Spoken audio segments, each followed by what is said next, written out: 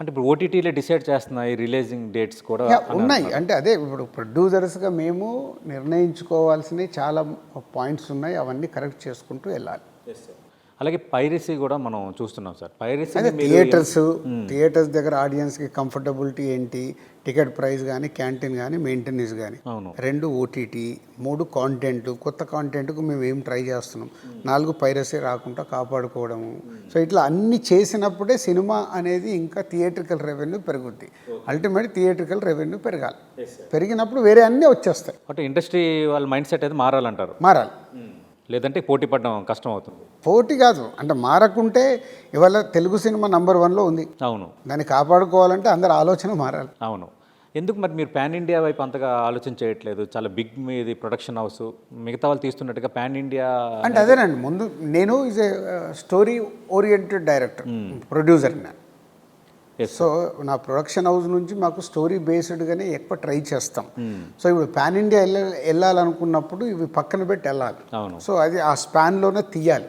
అలా తీసినప్పుడే కుదురుతుంది. గేమ్ చేంజర్ యాక్చువల్ మేము అనుకుంది పాన్ ఇండియా సినిమా, వర్క్ అవ్వలేదు. వర్క్ అవ్వనప్పుడు again we want recheck, next proper సినిమాతో వెళ్ళాలి. దిల్ రాజు గారు, మీరు తెలంగాణ ఫిల్మ్ డెవలప్మెంట్ కార్పొరేషన్గా ప్రభుత్వంలో కూడా ఒక కీలక వ్యక్తిగా ఉన్నారు. అలాగే 2 తెలుగు రాష్ట్రాల ఇండస్ట్రీకి సంబంధించిన ఇష్యూస్లో ఒక తలలో 4గా ఉన్నారు. అంటే ఎంత భారం మోస్తున్నారు, ఇండస్ట్రీ తరపున సమస్యలు మాట్లాడుతున్నారు, అయినా కూడా మీకు సంబంధం లేని వివాదాలు సమ్టైమ్స్ మీకు చుట్టుముట్టుతున్నాయి. ఎలా ఫీల్ అవుతున్నారు? అంటే రాకుండా ఎలా ఉంటాయంటే, ఎప్పుడైతే మనము అన్ని పనులు చేస్తున్నామో ఆటోమేటిక్ పాజిటివ్ ఎలా ఉంటుందో నెగిటివ్ అలాగే ఉంటుంది. రెండుకి సిద్ధంగా ఉండాలి.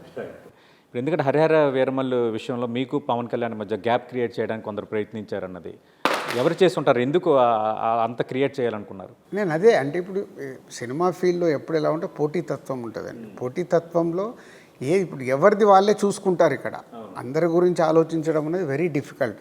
ఎవరిది వాళ్ళకు చూసుకున్నప్పుడు ఇలాంటి ఏదైనా వస్తే అరే దీన్ని ఎలా చేయాలనేది ఆలోచనలు ఉంటాయి.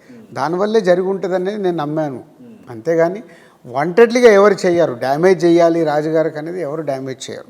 ఆ టైంలో కొంత వర్రీ అయ్యారా? ఏంటి అనవసర వివాదాన్ని రేపారు? నేను ఎప్పుడు దాటేస్తూ ఉంటాను. దాంట్లో ఉంటే ముందుకు వెళ్ళలేం కదా. అవును, రైట్. అంటే తర్వాత కూడా చంద్రబాబు నాయుడు కలుస్తారని పవన్ కళ్యాణ్ గారు అన్నారు.